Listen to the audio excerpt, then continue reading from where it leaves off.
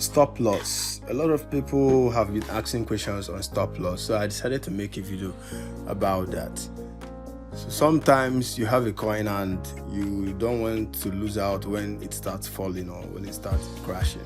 There is a solution to that. If you have a coin in your position, let's say, okay, I have some Dogecoin. Let's leave Doge for now.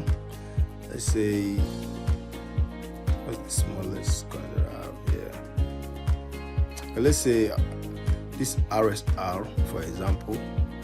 I want to set a stop loss on this RSR. What I will do is, and I want to sell it if it gets to a particular price.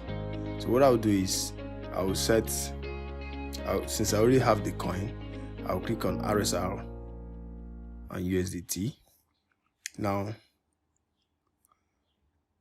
this limit you are seeing here, you click on the limit, you set it to stop limit.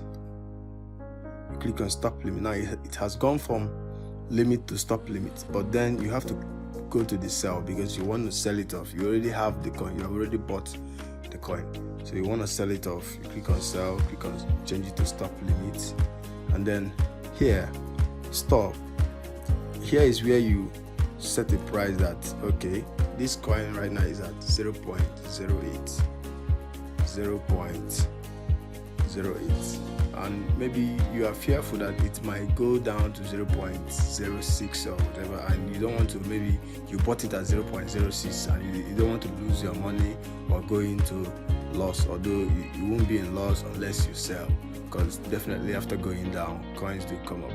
So assuming you don't want it to go below the price, or you want to sell it at that price in case it goes down further so you can buy it even more cheaper, what you need to do is, here that is telling you stop, you set it at, if this coin gets to 0.065, that it should automatically start selling, and it shouldn't sell below 0.062 amount that you want to sell 100%, and this is what it will give you. So why you do this way is that if you leave this on limit and set that price, automatically the coin will sell off immediately. But when you put it on stop limit, it means that you are giving a command to the system that it has to get to this price first before it can sell it at whatever price it is. So when you click on 100% and you click on this sell RSR, it's telling you that stop is 0.065, limit is 0.062. If the last price drops or below 0.065, in order to sell the quantity of your coin at a price of 0.062 USDT will be placed. So they will now do the work for you, assuming you are busy or you can't reach your phone or you don't have time to monitor the market.